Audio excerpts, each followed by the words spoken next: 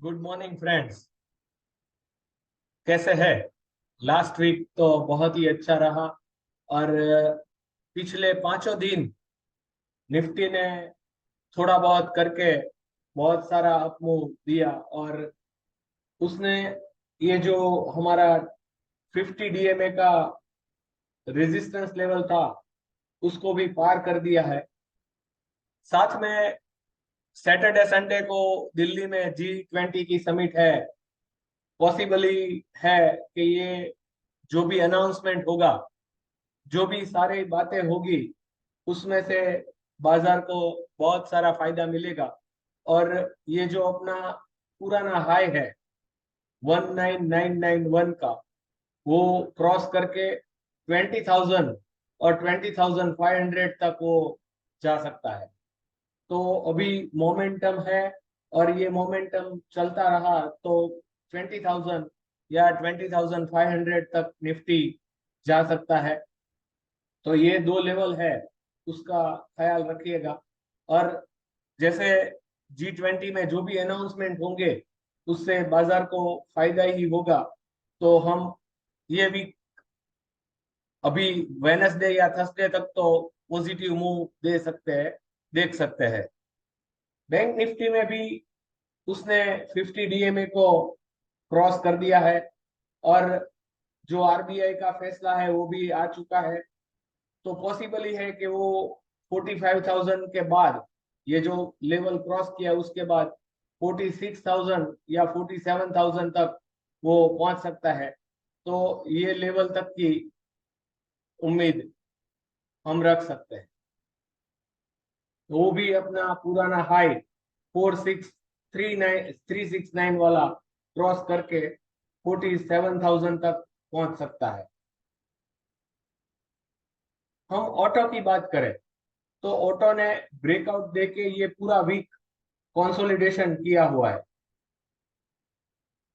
अगर ये जो लेवल हमारा रेजिस्टेंस लेवल था अब सपोर्ट लेवल बन गया है, ये मेंटेन रहता है, तो ऑटो में अप मूव आएगा।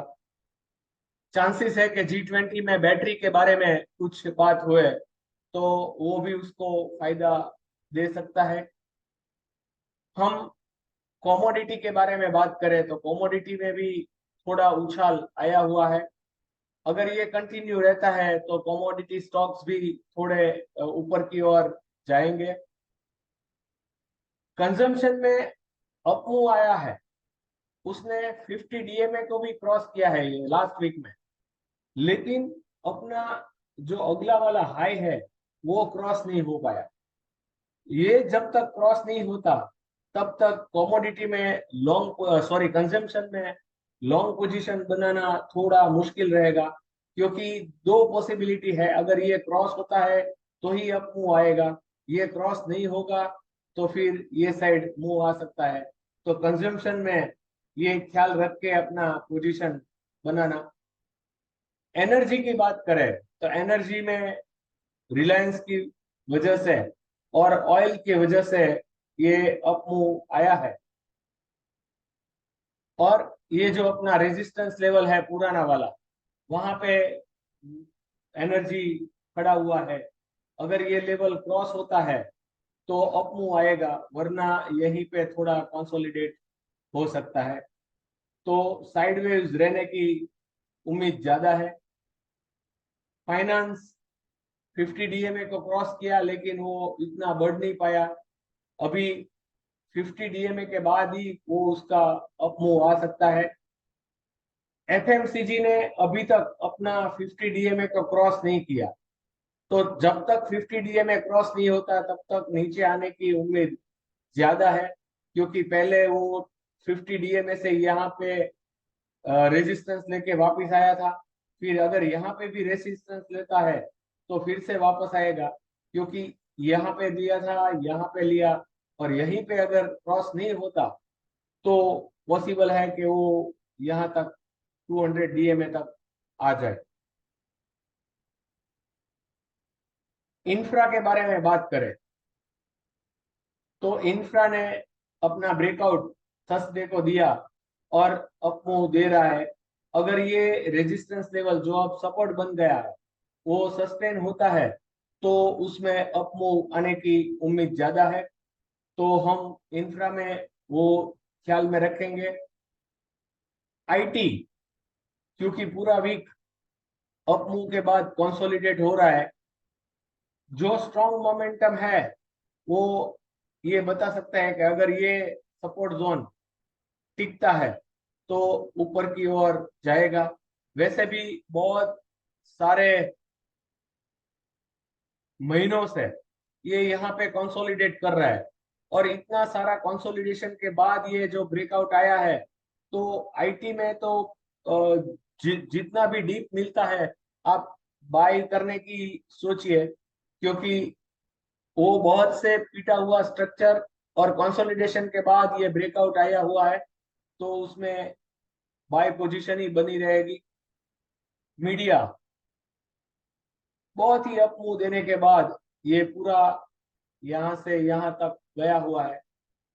पॉसिबल है कि ये अभी उसका मूवमेंट थोड़ा स्लो हो जाए, क्योंकि सभी इंडाइसिस अप हो चुके हैं, स्ट्रेचिंग भी बहुत बढ़ गया है। तो उसमें अभी लॉन्ग पोजीशन कॉशियस रह के बनानी है। मेटल लास्ट वीक में अप मूव देने के बाद ये जो रेजिस्टेंस लेवल है वो अभी सपोर्ट बन गया है। ये सपोर्ट लेवल पे वो कंसोलिडेट कर रहा है। अगर ये सपोर्ट लेवल टिक जाता है तो मेटल में बहुत सारे अप मूव आ सकते हैं। पॉसिबल है कि अभी ऐसी बात चल रही है कि जो रशिया और यूक्रेन का जो युद्ध का माहौल है वो भारत कुछ निपटाने की कोशिश में है।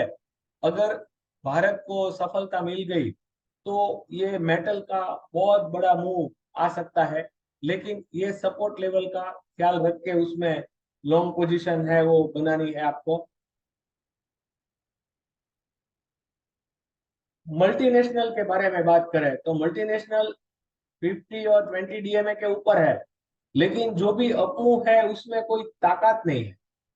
अगर आप देखते हैं तो ये अपमूव आ रहा है लेकिन मार्केट की वजह से आ रहा है। मल्टीनेशनल कंपनी का तभी फायदा होगा जब कुछ ग्लोबली अच्छा हुआ, वरना ये रेजिस्टेंस लेवल अगर क्रॉस नहीं होता, क्योंकि ये सब कैंडल में कोई इतना स्ट्रॉन्ग मूवमेंट नहीं है, तो फिर ये नीचे आ सकता है। तो एमएनसी में मल्टीनेशनल में अपना कॉशियस मोड रहेगा। फार्मा यहाँ पे पहले 20 डीएमए को तोड़ दिया था, लेकिन फिर से अप मूव आया और 20 डीएमए को क्रॉस कर दिया है उसने। तो 20 डीएमए को क्रॉस करने के बाद अगर ये रेजिस्टेंस लेवल पार होता है तो ही अप मूव आएगा, वरना 50 डीएमए को टच करने के लिए या तो ये गैप कवर करने के लिए वो नीचे आ सकता है। हम पीएसयू बैंक के बारे में बात करें तो पीएसयू बैंक ने ये पिछले 4 दिन में थोड़ा रेजिस्टेंस लेवल को क्रॉस करके कंसोलिडेशन करना शुरू किया है। अगर ये चलता है तो अप मूव आ सकता है। अगर ये रेजिस्टेंस लेवल टूट गया, फेक ब्रेकआउट है, तो फिर नीचे की ओर हम सोचेंगे। तब तक उसमें अभी कुछ नहीं करना है। हम रियलिटी के बारे में बात करें तो रियलिटी ने उसका जो अपमूव है वो क्रॉस करने के बाद ये यहाँ पे अपमूव दिया है, लेकिन स्ट्रेचिंग थोड़ा बढ़ गया है, तो ख्याल रखिएगा। सर्विसेज ने बहुत ही उम्मीद है उसमें, सर्विस सेक्टर को पॉजिटिवली जो स्टॉक्स है आपके पास उसको लॉन्ग करने में काफी मिल सकता है। तो ये जो जोन है हमारा अपमूव का वो नेक्स्ट वीक में पॉसिबल है। तो सर्विस सेक्टर के स्टॉक्स में आप ख्याल रख सकते हैं। प्राइवेट बैंक के बारे में बात करें तो अभी तक उसने अपना रेजिस्टेंस लेवल जो अगला वाला था वो क्रॉस नहीं किया हुआ है। 50 डीएमए और 20 डीएमए के ऊपर है। तो जब तक ये नहीं टूटता तब तक उसमें पॉसिबली अप मूव आने की पूरी पूरी गुंजाइश रहती है। हेल्थ के बारे में बात करें तो हेल्थ ने भी 20 डीएमए का और सपोर्ट लेके थोड़ा 50 डीएमए से ऊपर सपोर्ट लेके उसने बाउंस दिया है। अगर ये होल्ड होता है और अपना अगला वाला रेजिस्टेंस लेवल क्रॉस होता है तो ही उसमें अप मूव आएगा, वरना ये जो है लेवल वो कंसोलिडेशन का लेवल होगा। तो ये रेंज के बीच वो चलता रहेगा।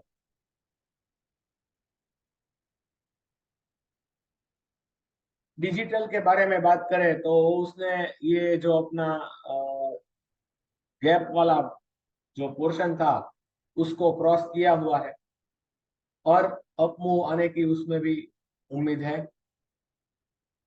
ऑयल एंड गैस, क्रूड के दाम बढ़ रहे हैं। ओपेक और ओपेक प्लस कंट्रीज जो है उसने ऐसा तय किया हुआ है कि दिसंबर तक वो जो अपना कम प्रोडक्शन वाला जो सुझाव है वो चलता ही रहेगा। तो जब तक वो कम प्रोडक्शन का उसने जो तय किया हुआ है वो मैंडेट वैसे ही रहता है, तो उसमें ये लेवल कंसोलिडेशन का होगा। तो ऑयल एंड गैस में तभी अब उछाल आ सकता है। ये जो अपने तय किए हुए फैसले पे कायम रहे और क्रूड की कीमत में उछाल आता है तो ये ऑयल एंड गैस में भी उछाल आ सकता है, वरना ये रेंज में वो कंसोलिडेट होगा। तो ये सभी सेक्टर के बारे में हमने बात की। वो सेक्टर और उसमें जो भी स्टॉक्स आते हैं उसमें आप उसी तरह से लेवल देख के काम करिएगा। Thank you very much.